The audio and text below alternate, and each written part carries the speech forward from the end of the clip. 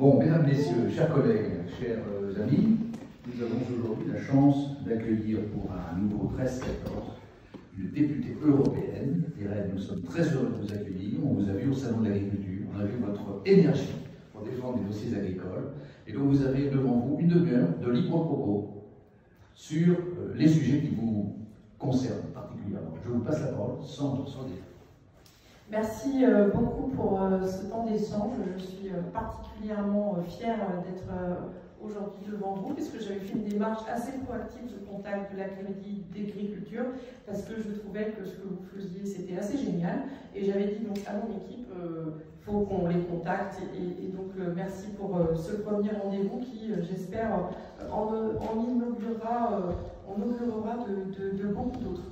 Donc, je m'appelle Irène Toléré, je suis députée européenne, je viens du milieu agricole en tant que vigneronne, et ma famille vient du Biterrois pour une partie, et historique. Ça veut dire que j'ai connu, entre guillemets, les grandeurs et les vicissitudes que l'agriculture peut apporter. Et 6 mois, j'ai fait partie de cette génération qui a fait des études parce que l'agriculture n'offrait pas des revenus suffisants. Aujourd'hui, je crois que c'est le moment de remettre l'agriculture tout en haut de la pile de nos politiques publiques pour plusieurs raisons. Tout d'abord, par rapport au changement climatique, pour moi, l'agriculture n'est pas le problème, c'est le chemin pour la solution. Donc c'est très évident pour les histoires d'eau, de grand cycle de l'eau, pour les notions de souveraineté alimentaire, de souveraineté énergétique. Et donc je suis tout à fait mobilisée sur ce sujet. J'ai eu l'opportunité de devenir députée européenne et je connais la puissance de ce qu'on peut faire au niveau européen, mais y compris j'ai une certaine humilité sur la capacité que nous avons de faire du délire technocratique et qui me semble très contradictoire avec aujourd'hui la vitesse du changement climatique, la vitesse de la 3e révolution agricole devant nous et notre nécessité d'adaptation. Donc je suis au Parlement européen dans 3 commissions. Donc, je suis dans la commission agriculture, je suis dans la commission régie, fonds de cohésion. Après, il y a aussi des sujets autour de vivre dans les campagnes qui n'est pas neutre. Si on veut les agriculteurs, il faut aussi qu'ils puissent vivre avec le niveau de standard de la société actuelle. Et puis je suis aussi sur la commission droits des femmes et égalité, qui n'est pas neutre non plus, puisque les agricultrices ont attendu 2019 pour que leur congé de maternité soit le même que les salariés, parce que c'est bien connu, les femmes sur les fermes, elles avaient beaucoup plus de temps que les salariés pour s'occuper des enfants. Donc je crois qu'aujourd'hui, il faut reconnaître à l'agriculture cette énorme évolution que vous représentez aussi sur la formation liée à des niveaux d'études, liée à de la recherche, liée à de la production, et sortir de l'agribashing et de caricatures qui me semblent très éloignées de ce qui se passe aujourd'hui dans notre agriculture et surtout de ce qui va se passer demain. Les grandes politiques européennes sur l'agriculture, il y a bien entendu la politique agricole commune, qui était jusqu'au plan de relance le premier budget de notre Union. Elle date de 1962 et depuis 1962, ce qu'on a demandé à notre agriculture a beaucoup changé. Au début, on a demandé à notre agriculture de nourrir les Européens pas chers. Depuis 2019, on demandait beaucoup plus à l'agriculture de s'impliquer sur le changement climatique et d'aller beaucoup plus loin. Je crois que la guerre en Ukraine fait que la notion de souveraineté alimentaire, très chère au président actuel et au ministre de l'Agriculture actuel, revienne bien entendu tout en haut de la pile. Cette politique agricole commune, nous l'avons votée avec un changement assez important de paradigme qui est les plans stratégiques nationaux, c'est-à-dire en schéma, la politique agricole commune est une boîte à outils avec des outils communs, mais les États membres, en fonction de leurs problématiques, peuvent mobiliser différents outils de manière à sortir des critiques sur l'ancienne programmation de la PAC, où on avait des outils qui pouvaient être complètement déconnectés typiquement sur l'élevage, quand on pense au pastoralisme, on a eu des discussions invraisemblables pour savoir quels étaient les types de broussailles que les chèvres ou les moutons pouvaient manger dans la filière de production du fromage en Provence, alors que évidemment on considérait à Bruxelles que le fromage c'était des vaches dans des élevages plutôt denses et qui mangeaient la nourriture que lui amenait le fermier. Donc voilà, on a pu avoir des discussions tout à fait... donc je suis très contente que cette réforme de la PAC ait été mise en place. De manière, en pas de temps, parallèle, mais un peu postérieure, nous avons deux politiques européennes très importantes qui touchent à l'agriculture, donc le pacte vert, avec les objectifs par rapport au changement climatique, pour que l'Europe soit neutre en carbone à horizon 2050, et que nous ayons baissé nos émissions de 55% à horizon 2030. Et ce pacte vert a une déclinaison qui touche à l'agriculture et l'alimentation, qui s'appelle la stratégie de la ferme à la fourchette, qui en gros demande une baisse des intrants, des gaz à effet de serre, une augmentation du bio, beaucoup de choses qui, encore une fois, méritent d'être revisitées, non pas changées, mais revisitées, à l'aune du conflit ukrainien. Je m'explique. Le changement climatique s'impose à nous, mais nous avons d'autres crises qui se sont imposées à nous. Nous avons découvert le risque pandémique avec toute une économie qui se bloque, avec tous les problèmes que ça a pu causer, y compris sur l'agriculture. La définition de ce qu'est la première ligne, les agriculteurs et agricultrices ont continué de travailler, mais ils ne faisaient pas partie de la première ligne. Donc on a pu avoir des discussions sans fin pour que les fermières puissent encore bénéficier des crèches pour leurs enfants pour pouvoir travailler. Donc on a vraiment besoin, entre guillemets, de vérifier que l'agriculture ne souffre pas des conséquences de risques pandémiques dans l'ensemble des mesures de protection qu'on met en place. Et puis le risque géopolitique, on avait eu une première, entre guillemets, alerte avec Trump et ce que l'on a appelé les sanctions Trump, qui n'étaient pas couvertes par des mécanismes européens, donc on n'avait pas d'outils pour répondre, entre guillemets, aux problèmes des agriculteurs concernés par ces sanctions. Et maintenant, nous avons, avec le conflit ukrainien, donc encore pire, puisque là, on touche à réfugiés, la quantité de réfugiés, nourrir les réfugiés, également la capacité de production à court terme en Europe, les équilibres économiques en Europe, avec par exemple la filière sucre, elle n'était déjà pas forcément en très bon état. Avec le conflit ukrainien, on est sur des niveaux de pertes sur coûts variables qui sont tels qu'on peut se poser des questions sur des arrêts de production. Donc ça me paraît très important que ces arrêts de production n'aient pas lieu. Donc, et puis aussi la place de la nourriture et de la souveraineté alimentaire dans le cadre d'échanges internationaux qui sont complètement rebasculés. Aujourd'hui, on est les héritiers d'une globalisation et donc on a eu des agricultures spécialisées qui se sont mises en place et qui reposaient sur le principe que les marchandises puissent bouger. Donc là, très concrètement, c'est très remis en question. Donc le blé ukrainien, question sur les semis de printemps, donc il faut qu'ils aient les semences, mais après, une fois que les récoltes seront faites, comment est-ce qu'on récolte, comment est-ce qu'ils commercialisent? Donc là, gros problème. On a également le sujet du blé russe, puisque compte tenu des embargos divers et variés que nous avons mis en place, ce blé russe ne peut pas être vendu sur le marché international là où il avait l'habitude d'être vendu, et blé russe plus ukrainien, ça représentait à peu près 30% des échanges mondiaux de blé sur le marché de l'exportation. Donc comment est-ce que nous remplaçons ces volumes si, à très court terme, ils ne sont plus présents soit pour des raisons de conflit armé sur le pays, soit pour des raisons de blocus politique pour faire que cette guerre s'arrête le plus vite possible.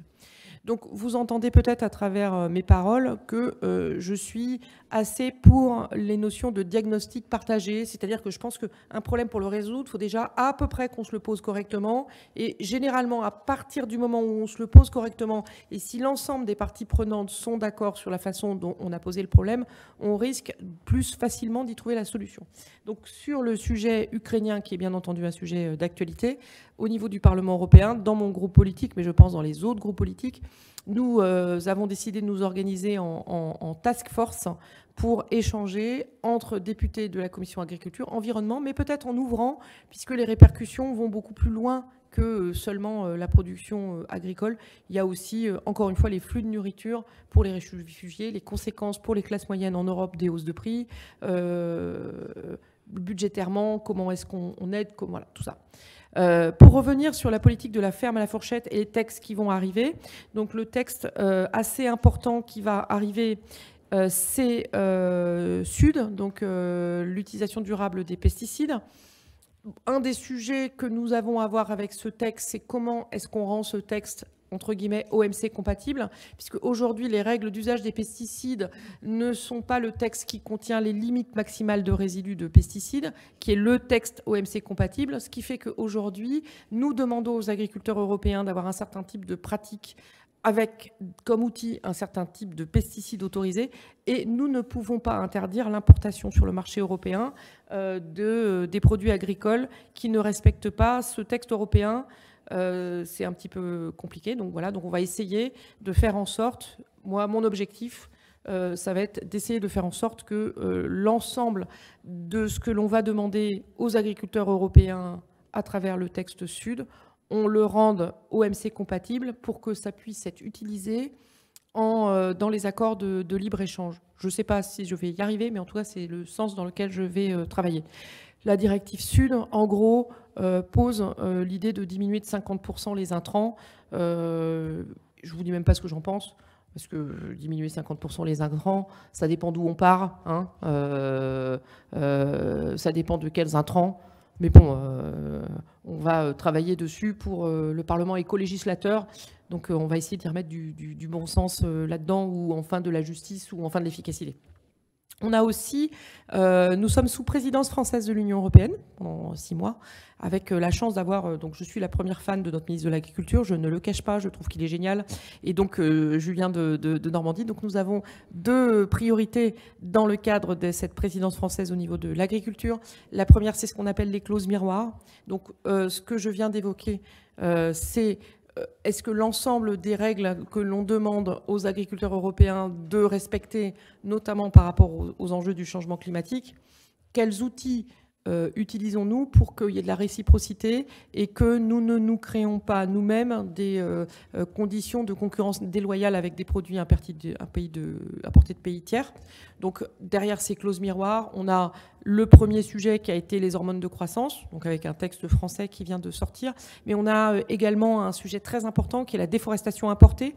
Donc là, en fait, on a l'outil, pour ceux qui m'ont écouté au Salon de l'agriculture sur les forêts, donc on a déjà des pistes d'idées de comment gérer le truc, c'est-à-dire que si on a des définitions de forêts gérées avec des contrôles par exemple satellitaires, le contrôle satellitaire, on peut avoir exactement les mêmes règles qui sont demandées aux autres agriculteurs du monde entier, et ça permet de contrôler la déforestation importée et, le cas échéant, de mettre des barrières à l'entrée de type douanière pour faire en sorte qu'on n'ait pas cette déforestation importée et qu'encore une fois, on participe à travers une législation européenne, non pas d'accélérer la déforestation, mais au contraire de la réduire. Et puis, là, donc il y a les clauses miroirs, et puis il y a bien entendu tout ce qui va être la 3e révolution agricole, donc avec autour du carbon farming. Donc comment est-ce qu'on crée un modèle économique autour de ces crédits carbone avec l'agriculture. Donc la 3e révolution agricole, pour rappel, donc on a numérique, génétique, robotique. Et l'ensemble de ces choses-là fait que je crois qu'on a un impératif catégorique d'accompagner de manière très volontariste des installations de jeunes agriculteurs, parce que je ne vois pas comment, à court terme, avec le vieillissement de notre population agricole, on va pouvoir avoir des agriculteurs de plus de 50 ans qui embarquent ces outils-là. Je crois que la meilleure façon pour qu'ils y arrivent, c'est qu'il y ait des jeunes agriculteurs dans le coin qui montrent que ça marche et qui fassent un tutorat, non pas des plus âgés vers les plus jeunes, mais des plus jeunes vers les plus âgés. Voilà en gros, et bien entendu, la révolution génétique. Je suis une fervente adepte et j'ai eu l'occasion d'être invitée par la Commission européenne. J'ai été une des 3 députées européennes invitées pour parler du sujet de l'édition génomique. Donc moi, j'ai parlé sur l'information aux consommateurs. Je pense que le texte actuel, même avec l'avis de la Cour de justice européenne qui ne me semble pas forcément très scientifique, je crois que le texte actuel ne correspond pas. Il date de 2001. Depuis 2001, la science a évolué, et notamment par rapport à très spécifiquement CRISPR-Cas9 et ce que cela permet de faire. Nous n'avons pas d'outils qui permettent de tracer ces évolutions. Donc très précisément, le Centre européen qui s'occupe des études a dit sur CRISPR-Cas9, vous nous demandez de chercher la faute de frappe qui a été corrigée dans un mot, dans l'encyclopédie Universalis, sans connaître la lettre, sans connaître le mot. Donc effectivement, on n'aura pas d'outil qui nous permettra de tracer que des produits qui rentrent sur le marché européen sont issus d'une édition génétique travaillant sur le gène, le patrimoine génétique naturel, sans séquence génétique artificielle greffée. Et que du coup, puisque nous n'aurons pas les moyens de tracer, je milite pour une révision de la législation, ce qui permet de fixer un cadre. La législation permet de fixer un cadre. C'est pas on ouvre la porte, c'est pas je suis contre, je suis pas pour les OGM quand je dis qu'il faut modifier la législation parce que CRISPR-Cas9 n'est pas couvert. Légiférer, c'est aussi fixer un cadre, et notamment avec des outils aussi puissants, il me semble que nous avons un besoin extrêmement important de fixer des cadres pour éviter, par exemple, des critères de beauté, des critères d'eugénisme. Et à titre personnel, en n'ayant pas encore travaillé sur ce texte, j'aurais tendance à dire que je trouve que nous devrions accompagner financièrement et réglementairement toutes les éditions génétiques qui nous permettent d'accompagner la résilience au changement climatique, et le reste, nous poser des questions. Mais en tout cas, qu'on crée un couloir qui facilite la recherche, et une fois qu'on a cherché, parce qu'on est très fort pour chercher, puis une fois qu'on a trouvé, on est très mauvais pour légiférer.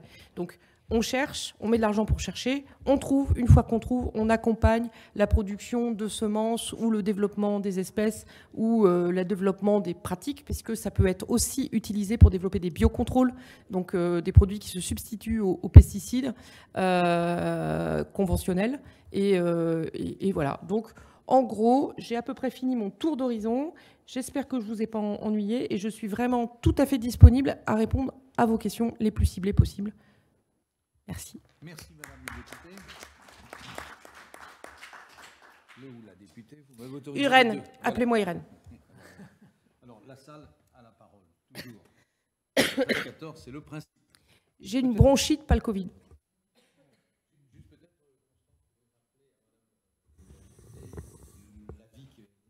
Oui, j'allais le dire, sur le dernier point sur lequel vous avez ouvert tout ce travail législatif européen sur la réécriture du génome. Paul Vial, qui était ancien directeur général de l'INRA, qui n'est pas là, et Bertrand Hervieux, qu'on a croisé tout à l'heure, qui était lui président de l'INRAE, enfin est devenu INRAE maintenant, qui lui est sociologue, ont animé un groupe de travail qui a donné lieu à un rapport assez important avec l'idée que c'est réécriture du génome et acceptabilité sociétale. C'est comment faire, comment donner des garanties pour que ce travail qu'on voit bien, qui doit être une adaptation de notre matériel végétal à cette évolution d'adaptation climatique, d'adaptation au changement avec ce problème d'énergie qu'on voit bien sur l'azote notamment, comment, ou sur les problèmes des produits phytosanitaires, on voit bien qu'il y a une adaptation nécessaire, alors qu'ici même, quelqu'un qui a été un chercheur comme Georges Pelletier, qui n'est pas là aujourd'hui, mais qui a montré que dans la nature, aujourd'hui, dans le blé, il y a 17 millions de mutations géniques tous les ans. C'est-à-dire que ça se fait déjà naturellement. Et donc, ne soyons pas effarés, mais voyons comment on puisse avoir cette acceptabilité sociétale de cette innovation, puisqu'on a trop associé glyphosate et maïs avec, voilà, c'était Monsanto, on paye OGM Monsanto.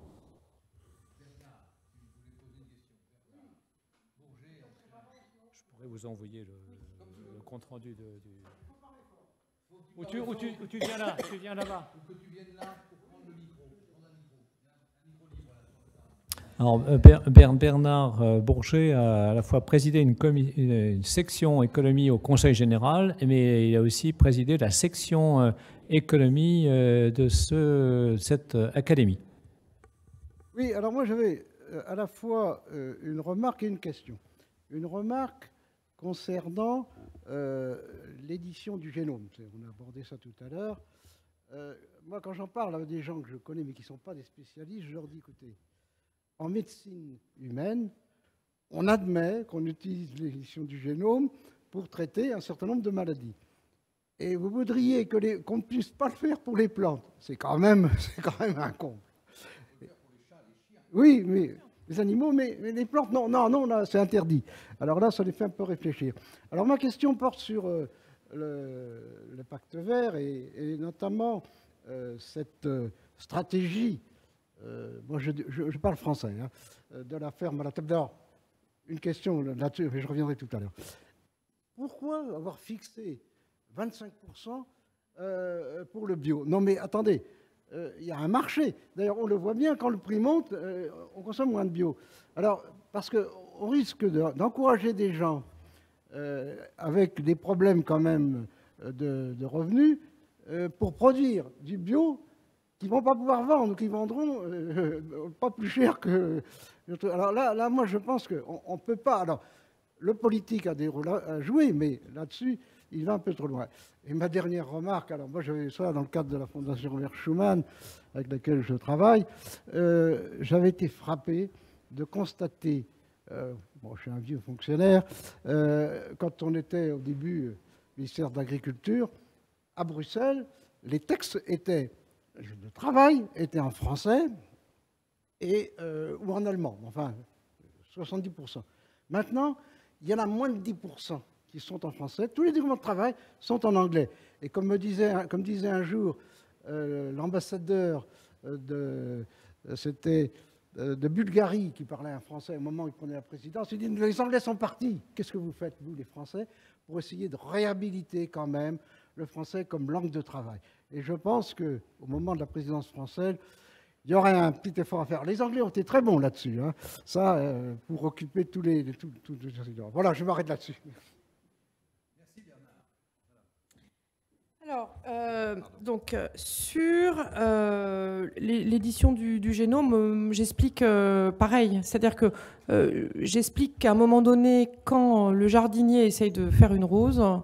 en fait, il fait de l'édition génétique, sauf que c'est depuis que l'homme est homme, aujourd'hui, ce qu'on mange, ça n'existait pas dans la nature si l'homme s'en était pas occupé. Donc, typiquement, le pomelos rose. Voilà, pomelos rose, ça n'existait absolument pas. Donc, ça veut dire qu'on a choisi des pomelos jusqu'à identifier la couleur. Et aujourd'hui, on a même des pomelos roses bio.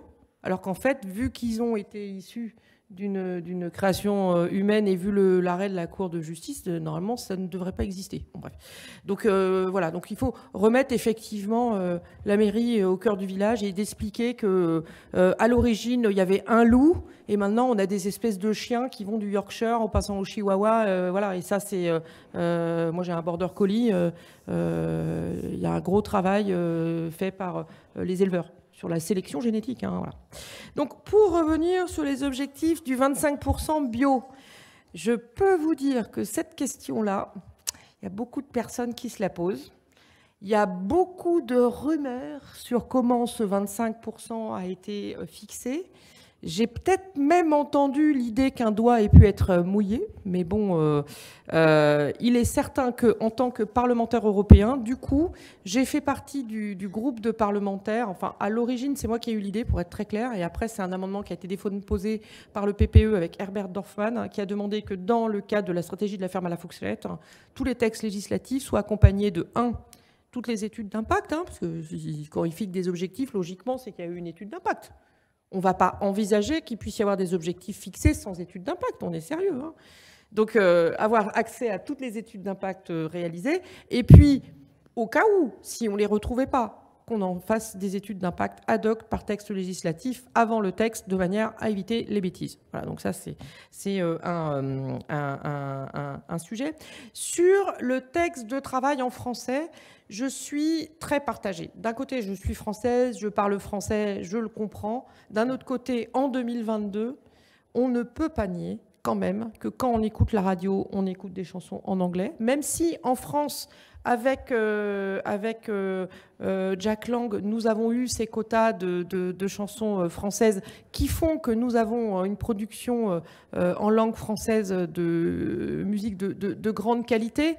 Et donc, le travail de parlementaire européen, c'est aussi et peut-être moins politique et plus technique sur certains sujets. Voilà, très concrètement, je pense que les discussions qui, dans les années 60, ont accompagné la mise en place de la politique agricole commune sont peut-être devenues très différentes des discussions qui ont accompagné la négociation sur la politique agricole commune. Et parfois, c'est pas plus mal d'être technique plutôt que de faire n'importe quoi.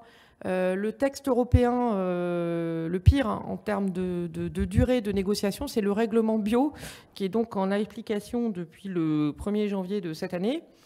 Et pour avoir été alerté sur un certain nombre de dissonances et avoir fait un intergroupe vin et spiritueux spécifique pour parler de ce règlement, on n'est plus dans la dissonance. Hein. On est parfois dans des choses qui sont très éloignées du bon sens et très difficiles à justifier. Et donc, oui, bien sûr, c'est très important que nous parlions français, mais je pense que c'est encore plus important que nous produisions des textes législatifs efficaces et si possible qui ne contiennent pas de trucs, passez-moi l'expression, débiles, comme par exemple les discussions sans fin sur le sel bio, encore aujourd'hui. Le sel bio qui est quand même, on le sait, un enjeu majeur dans l'agriculture européenne. Hein, donc, et je peux vous dire que le sel bio, ça m'a pris un temps de travail de dingue. Et puis également sur les légumes qu'on peut faire en bio, en serre chauffée ou pas. Et la liste de ceux qui ont le droit et de ceux qui n'ont pas le droit, objectivement, ça se discute. Hein. Donc c'est vrai que j'entends ce que vous dites et moi je milite évidemment pour qu'on ait plus de Français. Il y a eu aujourd'hui au niveau du Parlement européen une négociation à mi-mandat. Je ne vous cache pas que les équilibres au sein du Parlement européen ont changé. Et du coup, le groupe dans lequel je suis, donc je suis une élue de la majorité présidentielle, donc nous sommes le 3e groupe, et cette négociation à mi-mandat autour de la présidence du Parlement européen de la dite Roberta Metsola a amené une négociation assez importante. Et dans cette négociation assez importante, on a demandé à ce qu'il y ait plus de staff à haut niveau, de postes clés, issus de notre groupe politique ou qui parlent français. Et c'est important parce qu'en fait, aussi pourquoi vous parliez anglais ou allemand, c'est parce que les postes à haut niveau étaient aussi occupés par des Allemands, pour faire public, et qu'ils parlaient allemand ou anglais. Et donc, si on arrive à remettre dans des postes à haut niveau des Français, ça parlera plus français. Je vous ai répondu de manière très cash. Donc oui, c'est important. Mais pour moi, ce qui est essentiel, c'est que sur l'agriculture, on soit au rendez-vous de l'histoire du changement climatique et de ce qu'on doit produire. J'ai une question, député. Moi, je suis frappé, pour prolonger la question de mon ami Bernard, mais peut-être Claude Debruy serait plus qualifié que moi pour poser cette question. Moi, je suis frappé par le fait que tous nos enfants connaissent toutes les marques de voitures, les couleurs, les sigles, etc., etc. Mais ils n'hésitent pas à confondre un sapin avec un pin, et ils ne connaissent pas le bœuf à bas de la biologie. Et je pense qu'hélas, il n'y a pas que nos enfants qui sont dans cette incurie de connaissances. Parce que, je dis incurie parce que si on n'a pas ces connaissances de base, il me semble qu'il y a beaucoup de choses qu'on ne peut pas comprendre. Et il me semble que ça vaudrait la peine quand même, au niveau de l'Europe, de reprendre pied dans le domaine des sciences naturelles, des sciences biologiques. Parce qu'il me semble que c'est très important de savoir que le peuplement végétal est à la base de toute l'organisation de la vie au-dessus de l'élevage, des animaux, etc. etc. Et qu'il y a aujourd'hui, en effet, dans les recherches qui se font, des connaissances totalement nouvelles. Nous avons organisé à l'Académie au mois de novembre dernier, à Toulouse, un séminaire sur l'immunité des plantes. Et j'étais moi-même admiratif devant les travaux qui sont engagés dans nos laboratoires, à l'échelle européenne d'ailleurs, parce que les équipes sont largement réparties sur le territoire. On découvre la densité des relations entre les êtres vivants du sol et les plantes cultivées. Et on voit bien qu'il y a là des progrès. Et pour que ces progrès soient acceptables, il faut sans doute qu'ils soient compris, c'est-à-dire qu'il faut que des éléments de base de la vie végétale soient connus, davantage connus, dans l'Europe. Je sais pas, vous en pensez ? Je suis complètement d'accord. Ça touche aux enfants et, si je puis me permettre, ça touche aussi nos élus. Je donne des exemples concrets. Nous avons récemment eu un texte assez important sur le transport animal, avec la volonté d'interdire un certain type de transport au-delà de 50 km. Donc, par exemple, dans le transport il y avait une volonté d'interdire totalement le transport d'animaux non sevrés sur plus de 50 km.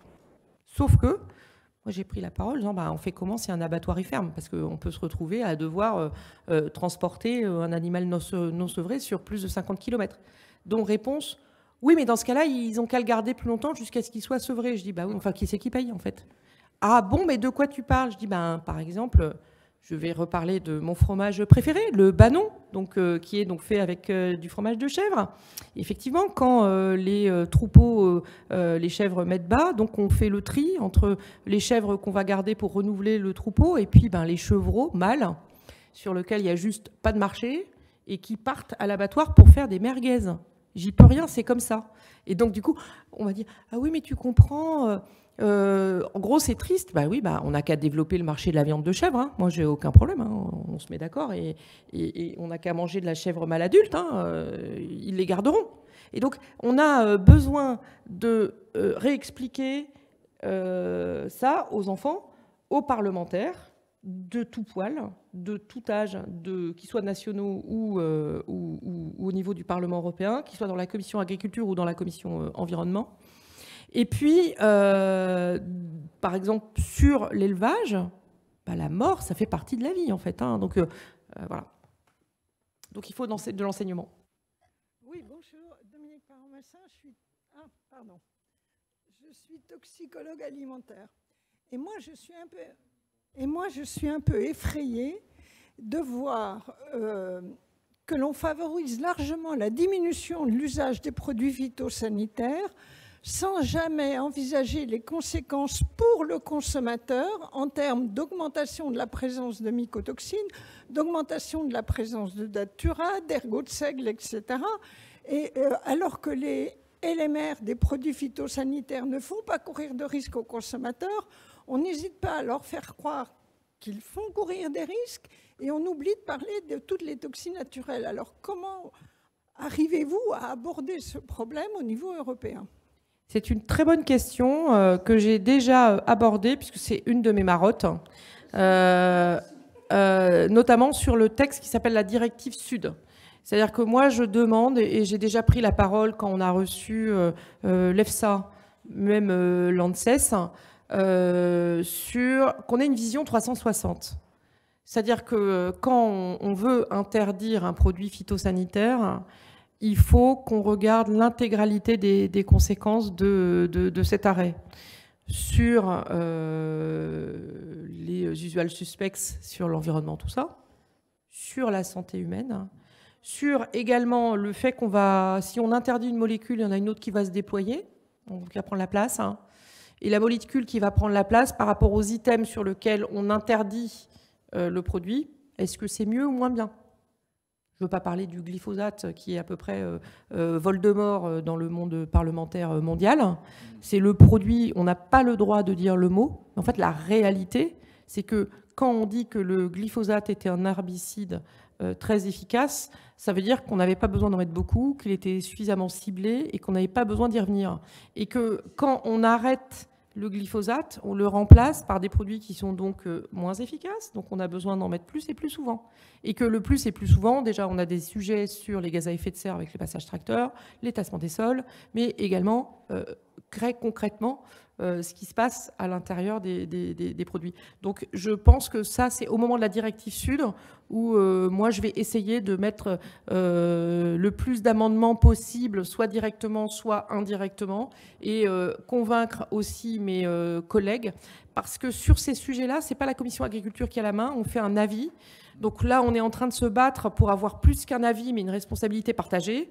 Mais jusqu'à présent, c'est plutôt la commission environnement qui donnait le là, sauf que c'est un peu facile. Les injonctions dans un bureau, c'est un peu facile. Et après, derrière, on fait un truc qui ne marche pas, alors que ça ne marche pas depuis le début, on sait que ça ne va pas marcher.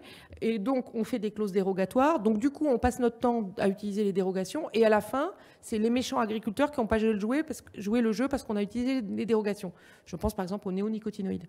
Donc, je crois qu'à un moment donné, c'est très important qu'on ait donc des diagnostics partagés sur voilà les données d'entrée et qu'on fasse évoluer le sens. Mais bien entendu, et c'est pareil, moi je me bats parce qu'aujourd'hui on parle de certaines substances en disant oui mais c'est dangereux pour la santé humaine, mais effectivement il y a aujourd'hui le carbamate d'éthyle qui a été interdit à l'importation par certains pays comme carcinogène certains et non pas soupçonné, et qui pour nous en Europe n'est toujours pas dosé. Donc c'est vraiment très important qu'on regarde ces choses-là. Alors, en vrai, il y a aussi le sujet du lobby du bio, parce qu'il faut développer l'agriculture biologique, mais il ne faut pas être naïf. Nous avons un lobby du bio importé qui est très puissant, et qui du coup fait que dès qu'on va commencer à parler de ces choses-là, on va avoir les gens qui disent oui mais elle dit ça parce qu'elle est contre le bio. Non, moi je ne suis pas contre le bio, je suis contre l'idée qu'on produise des aliments qui soient mauvais pour la santé humaine.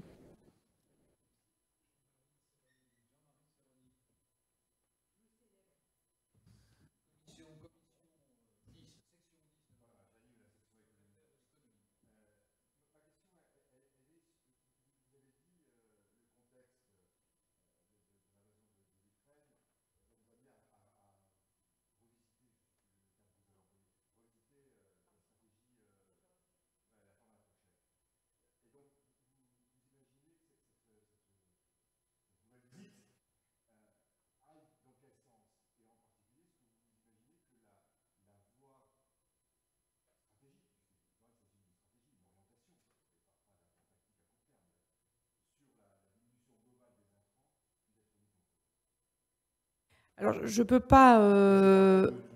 Globalement, le sens général, qui est la diminution du recours aux intrants, que ce soit en produits de santé comme en fertilisation. Est-ce que je complétais peut-être pour que vous répondiez? Il nous reste 5 minutes avant la fin de notre 13-14. Moi, j'ai été frappé au Salon de l'Agriculture par la réaction d'hostilité de la plupart des responsables professionnels sur un fourche à la fourchette devenu farm to fork, qui consiste à diminuer la surface cultivée et à faire en sorte que nous diminuions tous les éléments qui concourent à accroître la productivité de la terre.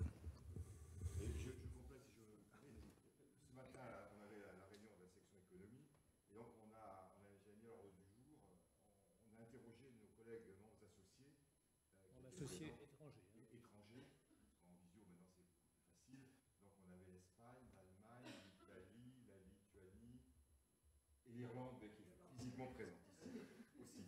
Voilà. Et avec des dosages différents, mais cette demande est assez générale. Je séparerai la question d'emblaver les 4% hein, de la gerbe. Voilà. Donc là, ça faisait l'unanimité apparemment dans tous les pays. Remettre en cause les facteurs de productivité. Bon, la France est plutôt en pointe là-dessus.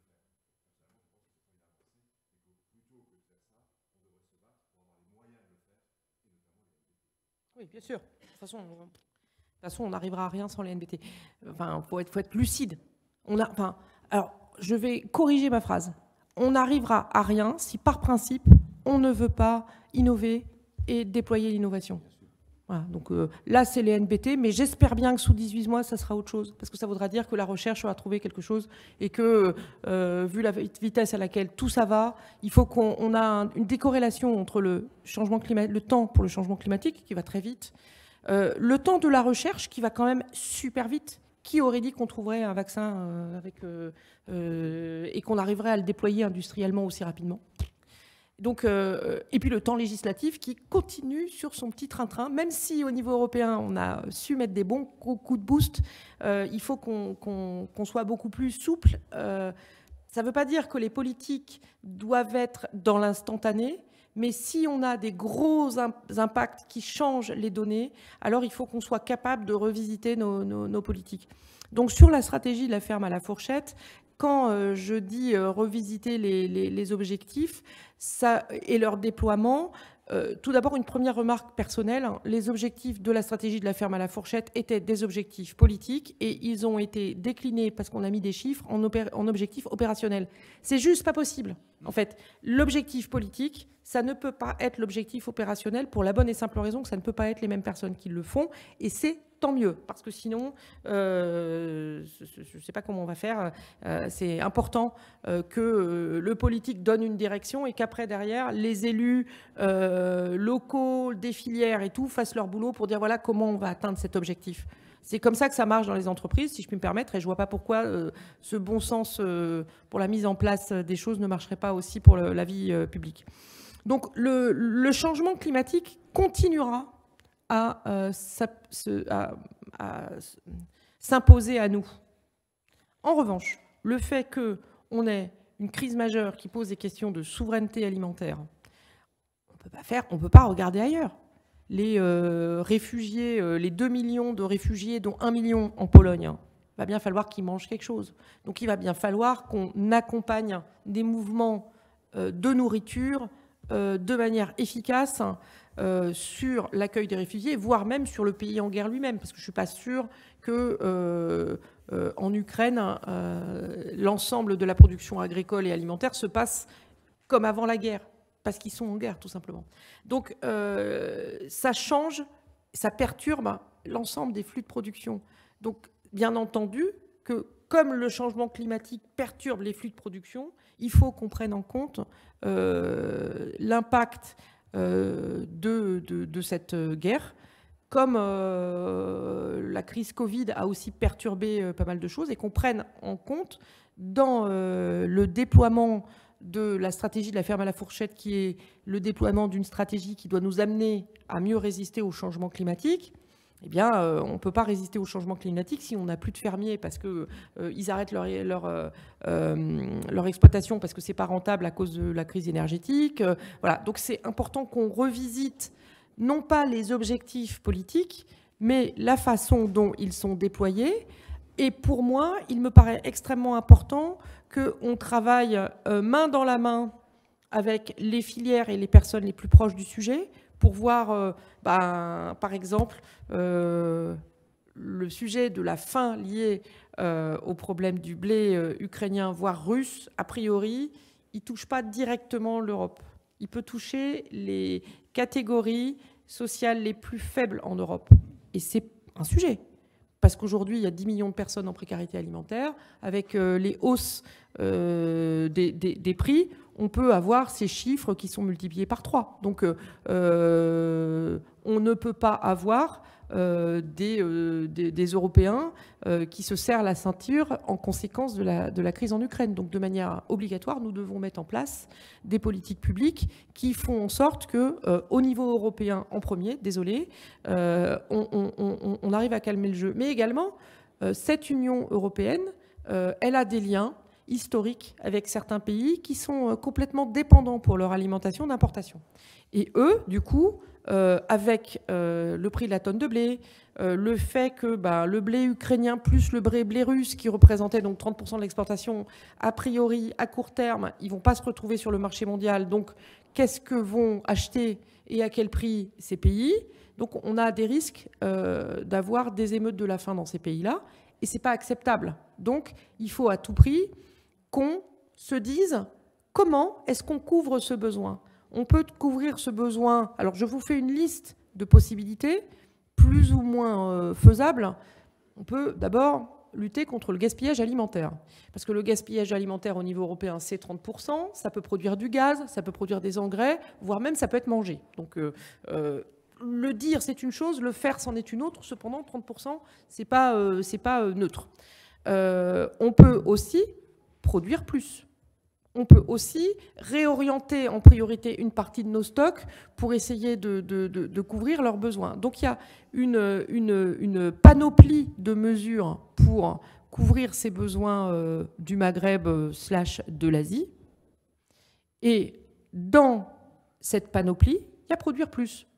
Donc produire plus, il se passe que c'est plutôt contradictoire avec les objectifs de Farm to Fork qui étaient plutôt sur on diminue notre impact environnemental quelque part en produisant moins. Ça, pas tout de suite, quoi.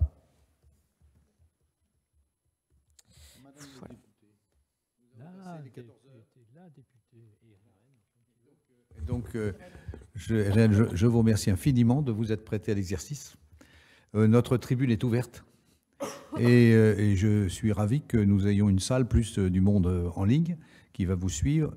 Vous devez savoir que nous sommes prêts à vous aider et à aider tous les gens qui, peut-être d'autres couleurs politiques que vous, se posent aussi ces questions-là et ont besoin d'aller piocher dans les réserves de connaissances pour éviter de se tromper, quoi, et examiner les différents moyens d'atteindre des scénarios. En particulier, moi je suis très sensible, comme vous le savez, à ce qui se passe en Russie, en Ukraine, et je pense que nous avons effectivement devant nous, et dans un délai très court, des choses à faire pour essayer d'en couvrir les besoins alimentaires de nos pays voisins, en particulier du sud de la Méditerranée, et pour faire en sorte qu'en Ukraine, les gens puissent continuer de manger. Alors, il y a un point qui me rassure, c'est que j'ai toujours observé que dans la structure agricole ukrainienne, on a en gros 40 000 exploitations agricoles, c'est pas beaucoup. Il y en a 10 000 qui font le gros de l'exportation. Les 20% des exportations mondiales de blé, c'est 10 000 exploitations. Il reste 30 000 exploitations toutes petites, mais qui ont des relations familiales très importantes. Et dans la mesure où elles peuvent se déplacer, où elles peuvent trouver une solution pour se déplacer, elles contribueront sans doute à apporter à l'alimentation de la population. Il y a des crises qui sont passées et ça s'est pas trop mal passé. En Russie aussi, d'ailleurs, ça existe encore. Mais hélas, la politique agricole russe a été beaucoup plus sévère pour les paysans. Et nous, de ce point de vue, malgré tout ce que vous avez dit, on a la chance d'avoir encore un tissu paysan, un tissu de production. Il faut le valoriser. Et je me tourne vers Jacques, mon prédécesseur ici, très attaché à la coopération internationale et très attaché à ce que nous faisions dans le cadre interacadémique, avec nos amis de l'Académie des sciences et d'autres académies, vétérinaires, médecine, etc., sur les questions de la santé, de l'alimentation, parce qu'il y a vraiment un enjeu essentiel aujourd'hui. Voilà. Et donc on a vraiment besoin de déblayer le terrain de toutes sortes de mauvaises connaissances et d'apporter de nouvelles connaissances, y compris à certains élus qui ne sont pas comme vous, issus du monde agricole et qui ont une séance du vivant innée en quelque sorte. En tout cas, je vous remercie infiniment. Peut-être, Jean-Jacques, demander à la députée Irène. Elle a lancé une association voilà, à laquelle on peut participer. Bon, donnez-nous un peu cette indication. Oui, parce que moi, j'ai fait une démarche proactive pour contacter votre académie, parce que j'étais très intéressée par tout ce que vous pouvez apporter. Je considère que c'est dans les vieux pots qu'on fait les meilleures soupes et je me mets dans la catégorie des vieux pots. C'est-à-dire que l'expérience, ça n'a